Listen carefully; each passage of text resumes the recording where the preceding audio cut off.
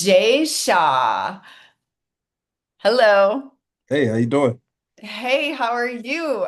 So I'm super excited because I have had one other certified hypnotherapist on my channel, but this is definitely a conversation that I want to have because what I deal with and the people that I work with are in sugar and processed food addiction. Okay. And so many times they just want like if you had that easy button, they just want to push the easy button and they're like, I don't want to do all the work. I just want to take a pill or I want to do, a three-step process or I want to be hypnotized Mhm. to stop with my sugar and processed food addiction. So I just, whenever we crossed paths, I was so excited. We were introduced by Joshua Livingston, and I will put his links in the show notes as well. He's an awesome Um, talker. yeah. But what I wanted to have in this conversation, obviously, my listeners are wanting to know how can I stop my behaviors that I don't want to do anymore. But also, I was so excited off camera, the conversation that we had about expanding um, our understanding of what's happening in this physical reality. Sure. So I'm so honored that you took the time to talk with me today. I'm honored to be here. I'm always glad to come and talk about things that I can't get enough of, man. I've been in this subject matter for about 2 decades, and every day I'm going to take at least 10, 20, 30 minutes, sometimes a lot longer. But I love our work because you never quit learning. Every session is a learning experience. There's always more courses to take, more school to go to, more books to read. So it's like you never get bored with it because it's always expanding. But yeah, I'm glad to continue that expanding with you. Awesome. Well, and I would love for you to share with everybody how did you get on this crazy train? Like how did you get in this space? Hypnosis. Uh where did this start? Okay, so as a kid, one of my favorite movies was Matilda, and I would be in my Mm. room trying to move stuff with my mind. Like I was working it. I'm still working on it. I haven't got it. But I was about 14 one day, and I was at a carnival, and there was a hypnotist on the stage doing an entertainment show, and I went up as one of the volunteers because I wanted to impress this girl. Never thought it would work, but she was like, "I bet you won't go up there," and I was like, "I bet you I will." And I'm up there, and the guy has us in a position like this. And he's doing what I know now is a hypnotic induction. He's telling us in a moment our hand will start raising and lifting. I'm looking at my hand like, yeah, whatever. This'll never work. And at that point, it was like love at first sight. I was like, well, if I can't move things with my mind, I got to learn how this guy's moving people with his words. So I was like, I think I want to learn how to do that. And at that age, I think we're real. It's a skill set that I wish we kept, but we're real optimistic. So I had this idea cooked up in my mind about I'm gonna go introduce myself to him after the show, and he's gonna teach me how to do that. And this guy's he probably travels around for a living. He's packing up trying to get to the next show. It's like beat it, kid. Like, but I started reading books, started training, and I was a junior in high school, and I was reading a book called Transformations by Richard Bandler, NLP book Ooh. about language patterns and such. And I'm so into this book that my teacher is calling my name and I don't hear her. I'm in trance. And she comes and yanks my book and she tells me I can get it back after class. So after class I go to get my book and she goes, Transformations, what is because it's spelled like trance, like a hypnotic trance. She's like, what is this about? I tell the book about hypnotic language patterns. She's like, you do hypnosis? And Freddie Jack Quinn wrote a book. No, Anthony Jack Quinn wrote a book called Reality is Plastic. And rule one of being a hypnotist is gotta be a hypnotist. You gotta show up energy. You gotta be a hypnotist. So when she asked me, was I a hypnotist, I had only been reading about it and playing around with my friends, but I went, yeah, I'm really good at hypnosis. She just so happened to want to quit smoking. And she asked me, could I help her quit? Never had did a smoking cessation in like never had did it, never thought, never even thought about it. But when she asked, she was like, "Could you help me quit?" I was like, "Oh, absolutely." So I ended up going to her class after. I think I skipped band practice and went to her class after school, and I ended up hypnotizing her. And the next day I go to her class. I'm really nervous because I don't know if it worked. I didn't have a script. I'm just in there freestyling and just taking my taking my best shot at it. Luckily for me, she wanted to quit so bad that it worked. That's a lot of the leverage. I always tell people, Mm. desire has to. You get the desire is the glue that the change sticks to. So I go the next day, and after class, I'm like, so how are we doing? She goes, didn't have a cigarette, had one or two cravings, but I got through. Next day, she goes, no cigarette. So about a week later, I'm like, wait a minute, she still has smoke. And I'm like, okay, I want to do that right there for the rest of my life. I want to get really good at that. So this thing that kind of started out as a hobby, something that I was excited about and very curious about, that just put gasoline on the fire. And I've been a hypnosis nerd, NLP, neuroscience, just all the different, it's branched off in so many different areas, but I've been studying that nonstop for about the past 20 years. Yeah, and you're not just dabbling, like you're legit, like Yeah, we certified hypnotherapist. we go deep, deep, deep, deep. Yeah. Yep. So, what is that like to go through the process of being certified hypnotherapist?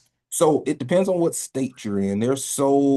Hypnosis, unfortunately, is so loosely regulated. You can go to like a weekend workshop and call yourself a hypnotherapist in some states. So it's best to get online and do research here in Dallas. You actually have to have like certain credentials. But when I was living up in Washington, it was completely different rules. So it's a really complicated complicated house. It depends on where you are, where you're listening from, and different things of that nature. But I will say, to get really good at hypnosis, there's a cost and a time investment. And it's like a sliding scale. You can take a lot of time and spend a little bit of money, or you can spend a lot of money and, well, still a lot of time. But you get what, like any other training, you get what you pay for. Like, so $50 course probably isn't going to, arm you with like going through a program like HMI, which is the Hypnosis Motivation Institute. So you get what you pay for, and do research. But yeah. Yeah, like if you're going to go to the local community college versus if you're going to go to Yale or Harvard, like you're going to get a completely different education. And that was kind of my experience because I was in the military, and military pay for courses, pay for classes.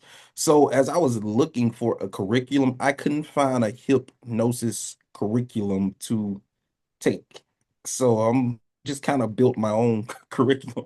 Like, I'm gonna take this neuroscience course, I'm gonna take this psychology course, mind body psychology. That sounds useful. And I kind of just built my own curriculum, and then went to HMI and some other programs on top of that. But that was my path to being trained, this balling up my own curriculum. I was like, algebra one, don't really need it. American history, like, don't really need it. But fortunately, the military is like, hey, if you're gonna take it and pass it, we'll pay for it. I was like, all right, I want to take all of these classes, and they paid for them. I But love that. I love that. Well, thank you for your service. I greatly appreciate your service. Um, and what because I've experienced this with my field, um, it's almost like, and maybe this isn't your experience, I don't know, but it's almost like you have to interview the person that you're working with because they have to be in that ready state. Am I correct? yeah, so you want to interview them, and I think that most of the hypnosis, 90% of the hypnosis, happens during that interview stage when we're working through that metal model and that Milton model, and we're uncovering that information that they're deleting, because the solution is there. Is, what are you generalizing? What are you distorting? What are you deleting out of reality that's stopping you? Like, if you come into my office and go, no one likes me, I'll feed that back. So no one likes you. I don't dislike you. So what do you mean we say no one likes you? Well, my in-laws don't like. Oh, okay. So it went from no one, because your nervous system believes what you tell it.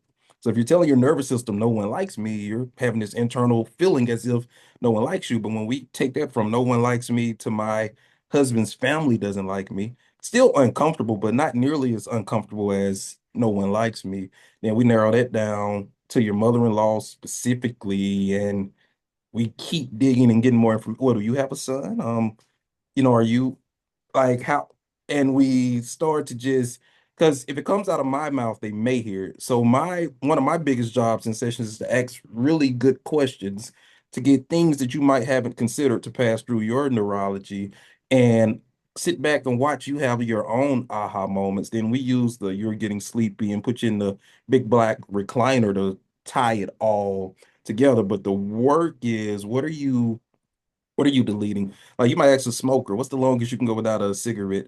I might say, oh man, 45 minutes. Then a few minutes later in the conversation, you're saying, so do you sleep comfortably through the night? Oh yeah, I get 6, 7 hours every night. Huh. So do you ever wake up to smoke? Well, if I wake up to use the bathroom, I may smoke, but no, I never wake up just to smoke. But there you watch them have that realization, oh, wait a minute, I can go 6 hours. I'm already getting through a third of the day with without a cigarette, and you travel a lot for work, so you have to have a cigarette every 45 minutes. How do you figure that out when you're traveling? I like Delta. I know it's not an option on Delta. What airline do you fly with that you're able to get the cigarette every? Well, when I travel, I don't really think so. You're not really saying you're helping them to realize, like, hey, this is gonna be that story that you're telling yourself about this is gonna be impossible and this nicotine addiction. What you're doing is through conversation, breaking down those beliefs one by one. And the funny thing is people say they're addicted to nicotine. I've never had anyone in the 20 years I've been messing with this stuff. I never had anyone come in here and say they were addicted to nicotine patches. That's what do you and we're having these types of that's the hypnosis. But if it's not, and I want other hypnotherapists to hear this as well. Other any influencer, if your job is to shift behavior, it's not about making them stop the behavior. It's about changing the story behind the behavior. If you change the story, the behavior will reflect the new story. So you get them out of this conversation of if I stop this, I'm going to gain weight, I'm going to be moody, I'm going to be grumpy. If you just shift that narrative and go, yeah, you're pretty much sucking cancer through a straw because it's a habit. Mm. And if it's a useful habit, keep doing it. But if it's an unuseful habit, how hard is it to stop sucking cancer out of a straw? And when you put it in that context, it's not, you don't have to use willpower to not want to suck cancer out of a straw. So now instead of this thing that helps me relax, this thing that gives me something to do when I'm bored, now it's seen as, wow, I'm taking 20 breaks a day to suck cancer out of a, hmm. And so that's where the real hypnosis happens. It's asking questions and having this genuine curiosity. Like you got to learn, even if you think you know the answer, because there's times where I've been 100% sure that I know the answer, and through genuine curiosity, I found out that, boy, oh boy, was was I wrong? But just meeting that person in that genuine curiosity and just having a really good conversation, and that oftentimes put people accidentally, they'll go into trance automatically just through. And it's always the best when people it doesn't happen all the time, but it happens often where people go, hey, you didn't really help me quit. I just I talked through it and I just decided to quit. Well, yeah, after our session, you never smoked again, and I had nothing to do with it. Long as you got your result, like I'm, I'm, I'm okay with it. But I That's would take it as a awesome. compliment when it happens so gradually that you don't even feel like this had anything to do with it. I'm like, that's what I call good work, good clean work. Yeah, because that is the master move for them to think that they did it all Yep, themselves. Because in reality, that's the we did. truth. What we do is we hold space at home.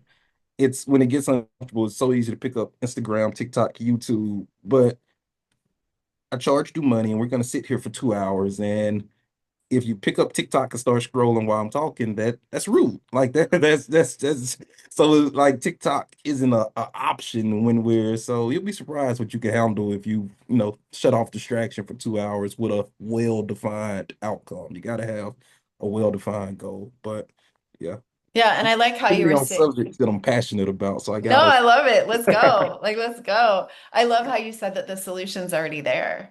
as You're not creating the solution, you're just revealing the solution. the problem and the solution always ride together. Like, but the thing is, the solution goes that way and the problem goes that way. And most people chase the problem and want to understand the problem and comprehend and unpack. And we can do that, but still, okay, let's go. We gotta resonate with the solution if we want to feel better, if we want to have better and start to perform different.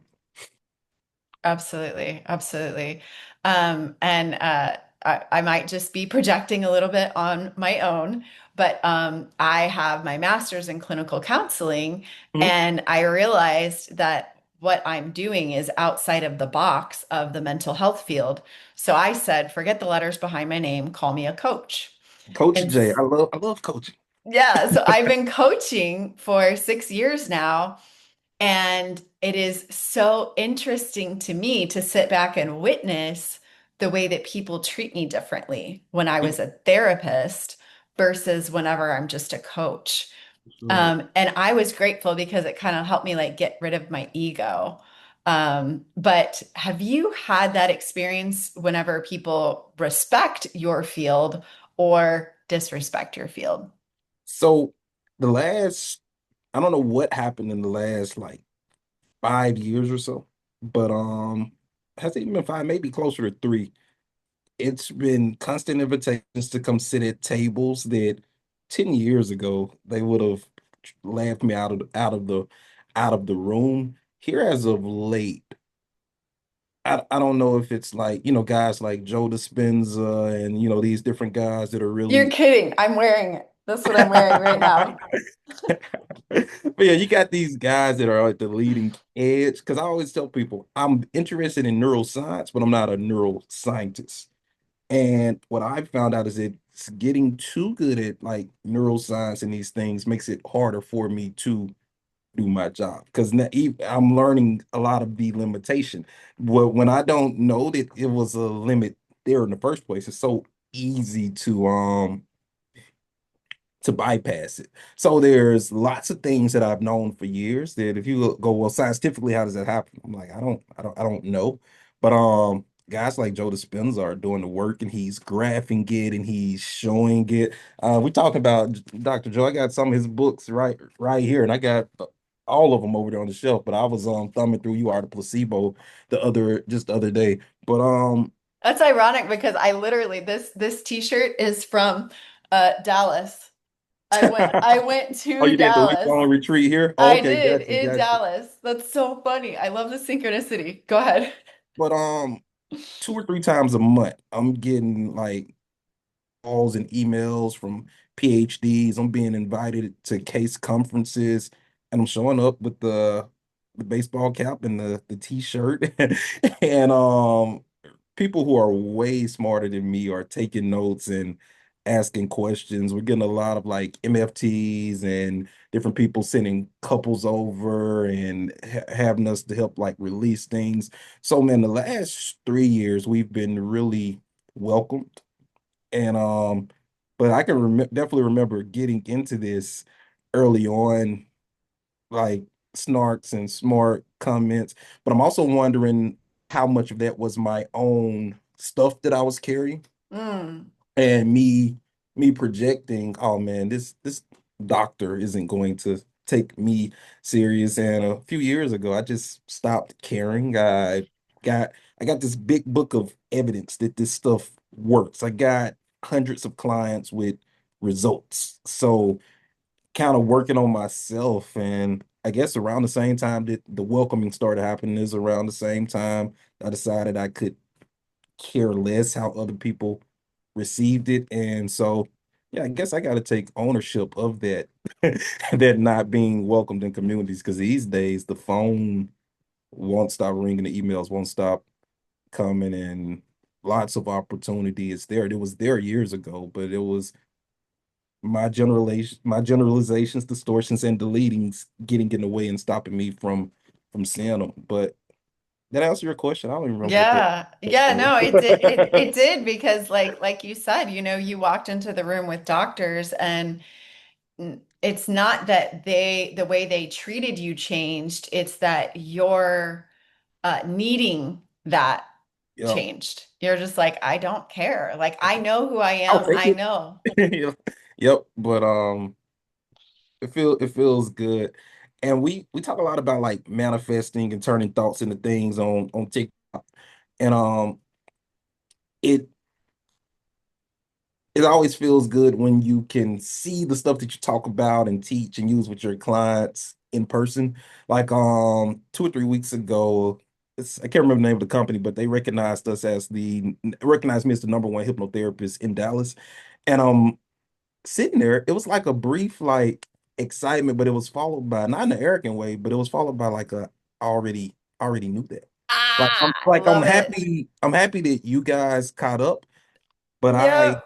I knew that already. And I had this glam, like that's what manifesting really is all about. Like when the money finally shows up in the account, you're like, I'm glad that the bank account reflects it, but I knew that book was really good as I was writing it. I'm happy that that YouTube video got all those likes and comments, but I uploaded it because I knew it was real, was not like, so not in an arrogant way, but it's like nice of you guys to join us. But that's what manifesting like really is all about internally, neurologically, hormonally.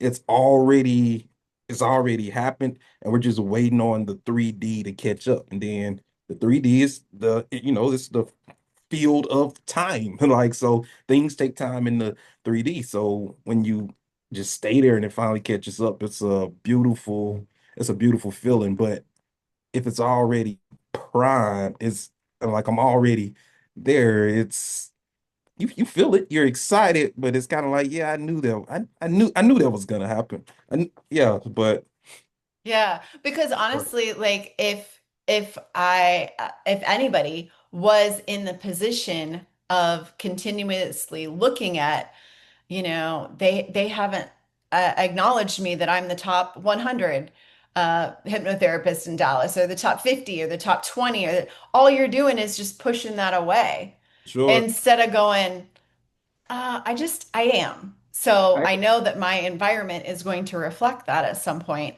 And then whenever it does, you're like, oh yeah, yeah, and instead cool. of watching, I'm pushing out content. I'm meeting people like you. I'm meeting people like Josh, and we're working and we're writing, and it's blog posts. And now when you go on because I'm so busy watching that I'm not creating. And the creating and the putting stuff out there is how people go, hey, who is this? Let's dive deeper. But yeah, it's kind of like having an acorn in your hand versus putting it in the dirt and letting it do what it does. Absolutely, absolutely. So I do want I'm gonna get to showing how people can get a hold of you and Okay. the work that you're doing.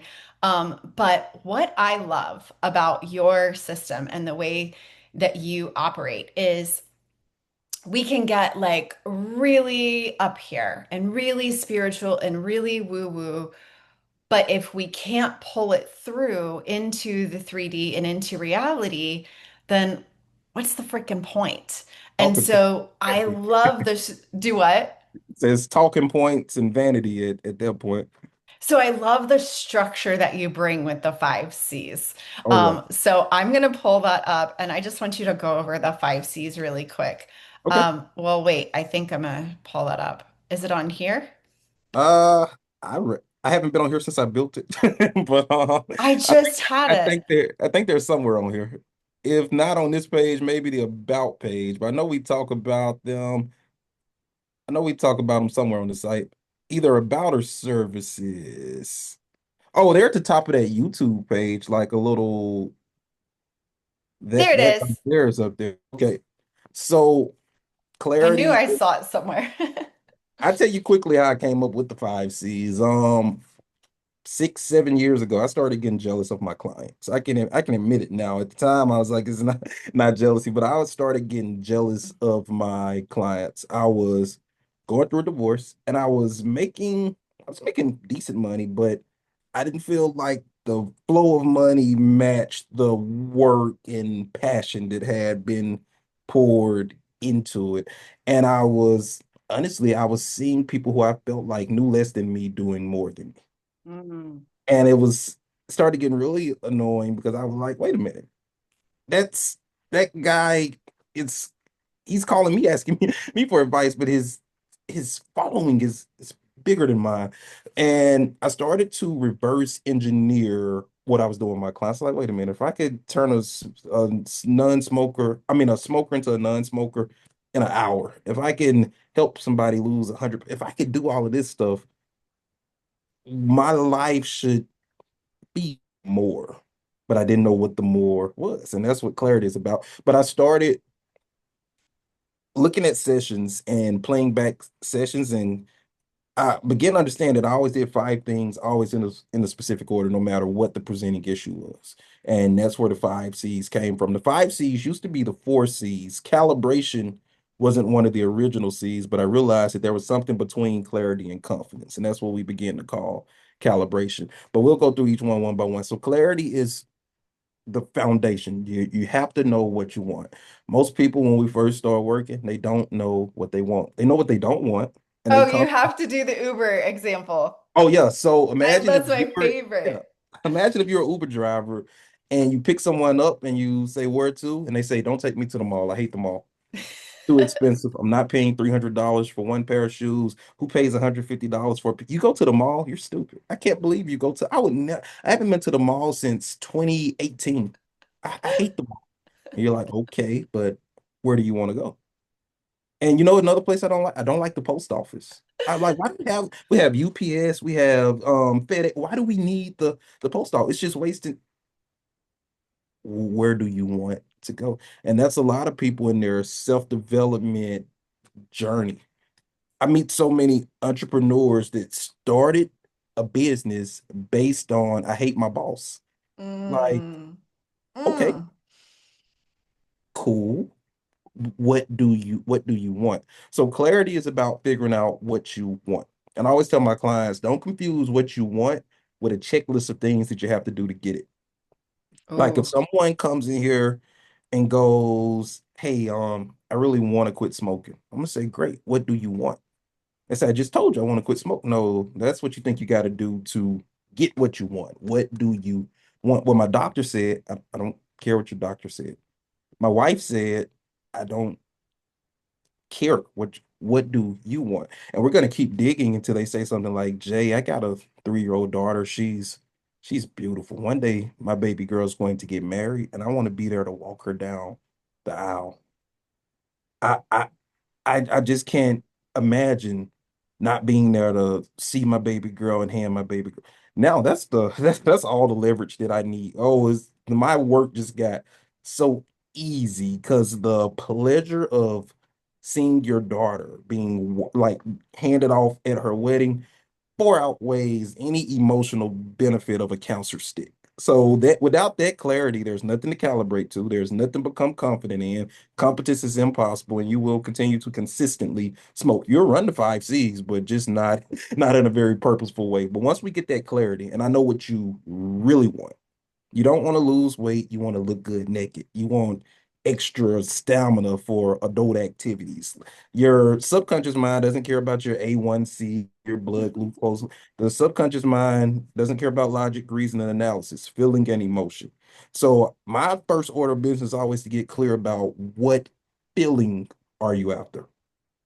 That's the leverage that I'm going to, because if I change the way you feel, I'll accidentally change the way you act. I always tell my clients, if you think it, you can do it, but if you can feel it, you'll do it on accident. When you feel scared, you accidentally do scared.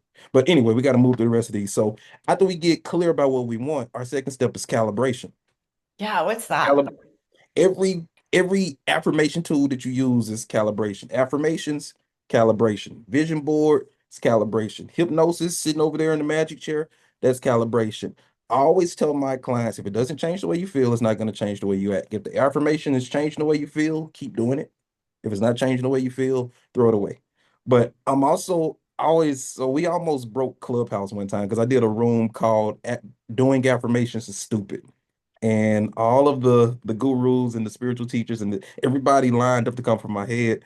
And I led them for about an hour because we were training the algorithm, training the algorithm. And then I told them like, okay, so behind the stat, this is what I mean. It's one thing to do an affirmation. I can go in my bathroom in the morning and go, I am peace, I am joy.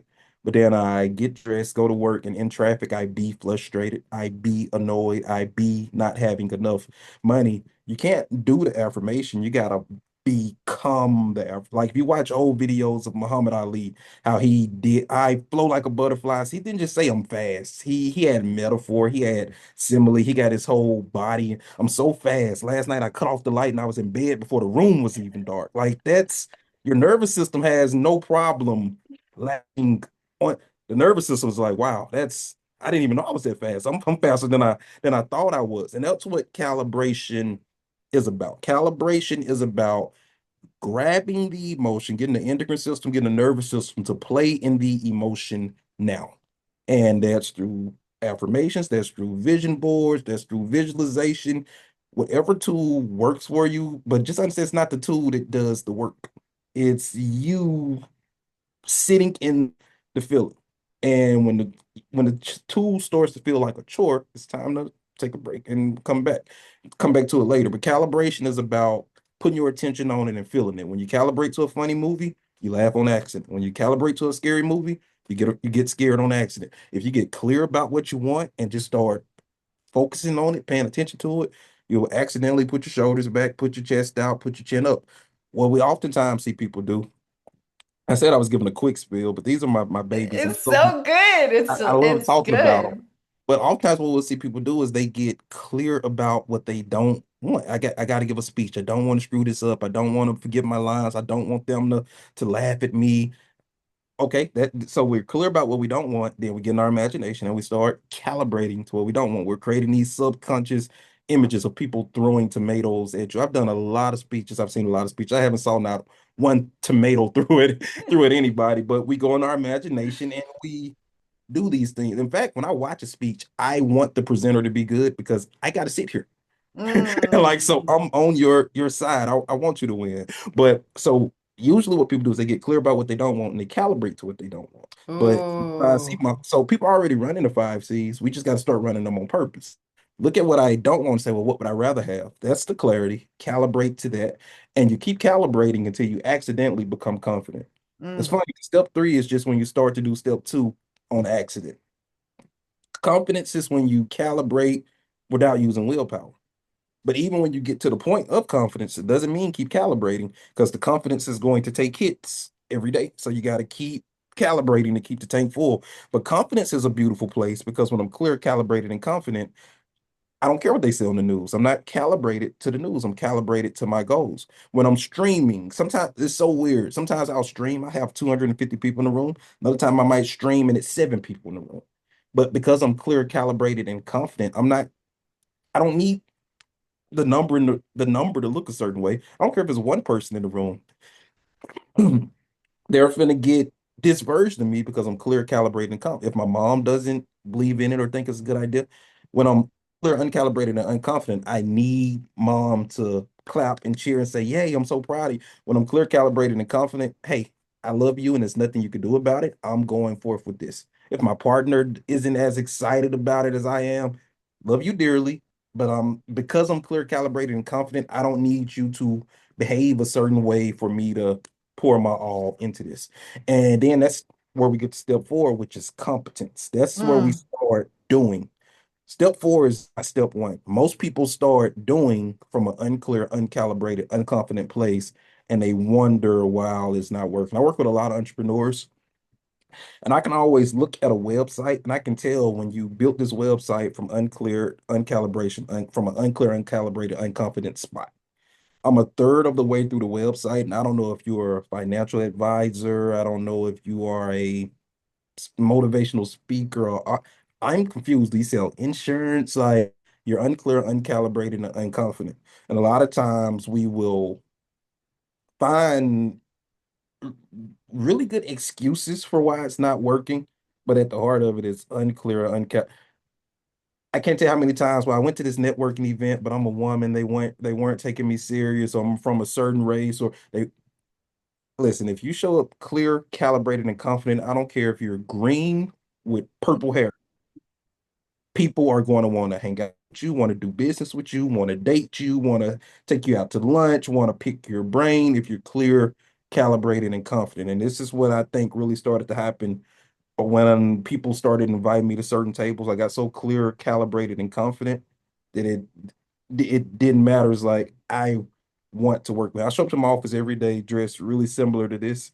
And some of the people who come and sit across from me would sometimes I'm like, I can't believe this person is in my office, but I couldn't do step four without those first three C's. And it wasn't lack of effort that was stopping me from doing step four. I spent 10 years doing step four without those first three steps. And then this is what people call overnight success when steps one, two, and three finally get activated. They're like, hey, he's a over like it wasn't a overnight success. But when I finally got clear, calibrated, and confident, the stuff that I was already doing finally started to work. When I realized that, and I get so passionate about this, It's good. No, but this I is realized my great. clients never reach out to me because they don't know what to do. They Mm, like a lot of my clients work in like finance and they're investors and they have these hedge funds and they do all of this stuff. I couldn't begin help them become better at their I don't know your job. A lot of my clients are lawyers and I haven't been to law school. I can't help you lawyer better. What I can help you do is get clear, calibrated, and confident. And you'll be surprised how that knowledge just flows differently. And you see things that you didn't see before now that you're clear, calibrated, and confident. Then you start going, how are other people in my industry not seeing this? Because they're unclear, uncalibrated, and unconfident. And then the legacy is consistency because as we start to do step four, we're going to get more clarity. Like mm. when I first started doing what I do, I wanted to be booked and busy. Then as I got booked and busy, I was like, wait, I don't like this. I gotta talk to nine people a day, eight people a day, and I gotta go home and be nice to more people. Like, like we're about to quadruple the price and dial it back, and I want to give about 10 people a month undivided attention. Yes. But that was clarity that I couldn't get without running through that first variation of the four C's. And clarity is it's not my favorite C because the instant you drop one out, the whole model falls flat. But clarity is the foundation. And I always like to just tell people no matter what you're going through in life, if you get the clarity about what you want out of your current predicament, it is going to like I used to be in the military. I hated being in the military. I couldn't grow my beard the way I wanted to. I couldn't wear my earrings. I couldn't wear my nose ring. I couldn't grow my hair. I couldn't go home when I wanted to. But it was, and I spent years complaining about that. But when I finally sat down and went, I don't I don't want to work. I want to play for a living. I want to do things that I would do for absolutely free.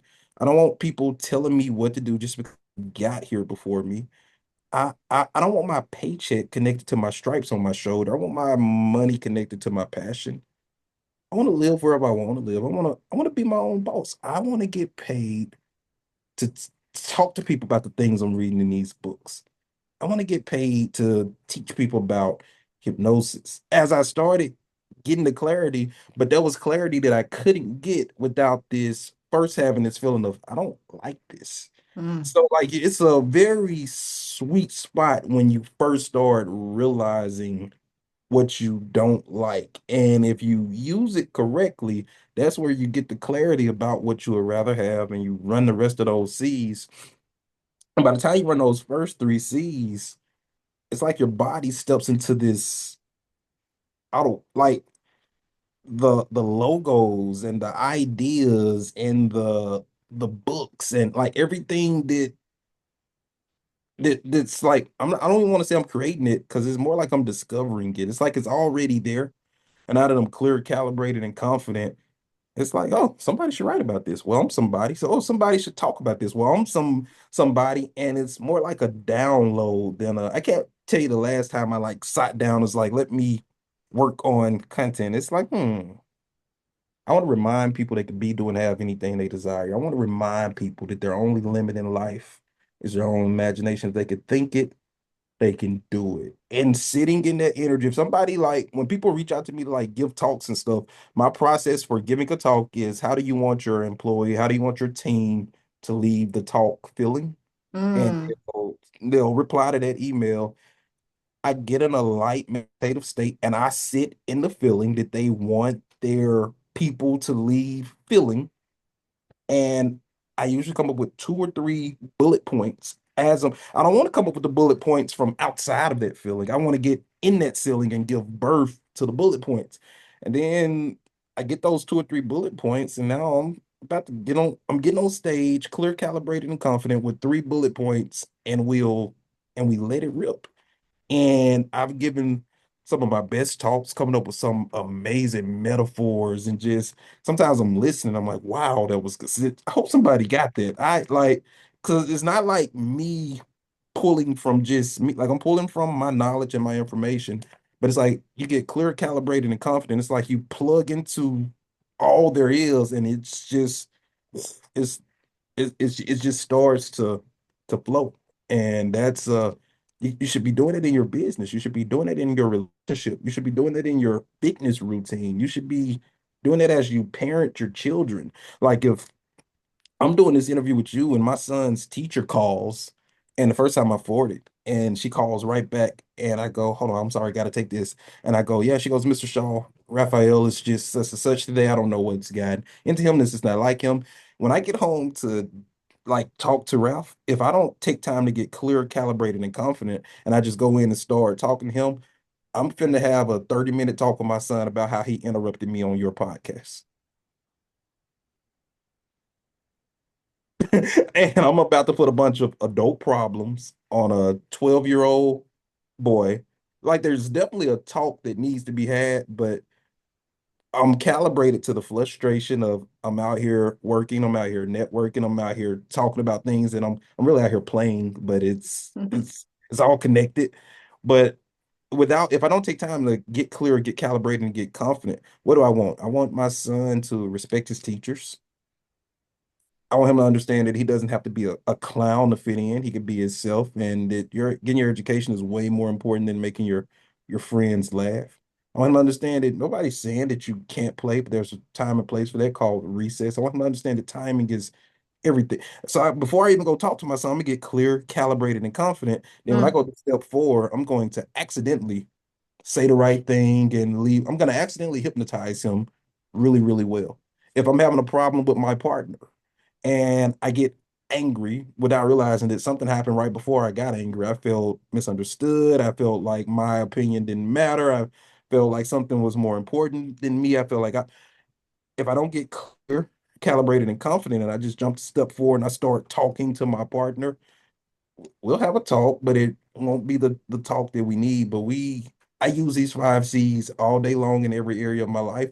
And usually when something's broken, I look back and go, oh wow, I did step two. I did step four. I did not do step one. I can always go back and see, especially with hindsight. It's so easy to see. I jumped right to step four. But that's just more calibration for the next time that it's time to run the five C's. But that's the five C's in a big nutshell, not a small nutshell. I love it. I love it. I love it. And as you were explaining it, I was just like, oh, that's why I was unconsciously creating and I created a mess. And so now if I consciously create using the five C's, then I can create this flow where I don't have to do anything. I have to just get out of the way and allow that flow Wow, to just come through. that's that's what it is. We used to have a plane that we recently landed called Dreams in Action. And twice a week for Dreams in Action, we would put together these workshops and need slides and everything to do the thing. But the 5 C's would make it so easy. And my business partner would go, how do you come up with this stuff every week? Like I get clear, calibrate. How do I want them to lead a meeting feeling? Let me get clear on that. Let me calibrate to that. Let me get confident to that. And it's just like when I get angry, I don't have to try to say hurtful things and be this angry person when I'm angry. When I feel sad, I don't have to try to do sad. If I feel motivated, if I feel inspired, if I want to take my website to another level, if I want to take my speaking to another level, be a good idea to get clear about, well, what is that level? If I woke up tomorrow and I was already an amazing orator, how would I feel? Not what would I be doing?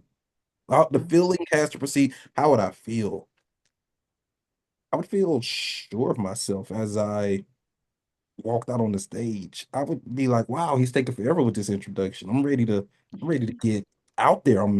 I'll be more excited than the people in the crowd. I would be checking. I always know, like I like watching Joe Dispenza when he like talks and lectures. Like, do you get it? Does that like, like he's so he could care less about what did you get the information? Did you get the value? Did you like I would feel like a reminder instead of I don't want to teach. I want to remind people because I already know this. But as I practice those feelings and I sit in those feelings, I'll accidentally go out there and give a talk that I couldn't have consciously gave. But yeah, Absolutely, absolutely. Well, I want to show people how they can find you. So we have hypnosisdallastx.com. And this is a way that they can learn about your services because it's mhm. not just about smoking, it's about so many Sure. other things. And that you help entrepreneurs, which I think is very important for people who really don't know what they're doing because Sure. there's no rule book on how to be an entrepreneur. My entrepreneurs, they call me their secret weapon. I love it. I love it. I love it. And now you are the number one hypnosis. I'm sorry, a hypnotherapist in Dallas. That is so cool. For sure. And then we've got TikTok, which I love. That's where I heard the Uber The Uber thing. analogy. And I was like, ah, I was That's like, my favorite app right there. I hope it sticks around, but YouTube is my close second. I love it. I love it. And It's it's so just, easy. I'm always in the car. I'm always moving. I got a 45-minute commute from my office to my house. So it's so easy just to pick up the phone and I'm usually talking about whatever I was talking about in my last session or whatever the last phone. It's like, yeah, that could be a TikTok. So it's so easy just to make those on the fly. well, and it's so nice because it's like I have a hypnotherapist in my pocket. For sure. Like, you're just right there. And I literally was just like binge And we do a watching lot of you. live streaming. So pull up on the live, ask questions. Anything you ask, I'm going to answer. And if I don't know the answer, I got a phone full of really smart people like Emily and other people who I'll call and be like, hey, can I bug you for a minute? Somebody's asking a question that I don't know the answer to. So we're and I'll put them on speakerphone. But yeah, I bug my really smart network of people all the time. I love it. And then we, of course, have Instagram. This is Um, probably where I spend the least amount of time, but it's some stuff over there. Yeah, yeah, but it definitely still has some of those videos because some people are not on TikTok, and so Sure. I wanted to make sure that they knew that they can still get some of your content on here. Jay, I cannot thank you enough. And I've never done this before in an interview, but can we go ahead and have a part two sometime? Let's do it. Because there's so much more I wanted to talk about. Yeah. But I think everything that came forward was necessary, and was really important. But you're a jewel. Like you are just a gift to the world. And I can't wait to just put you on blast and introduce you to, my audience. Don't make me blush. No worries. Well, but thank you so much. And we're gonna have to schedule a part two. Let's do it. Sooner rather than And later. I'm excited. I'm ready. all right, sounds good. Thanks again. I'll talk to you All right, later. thank you.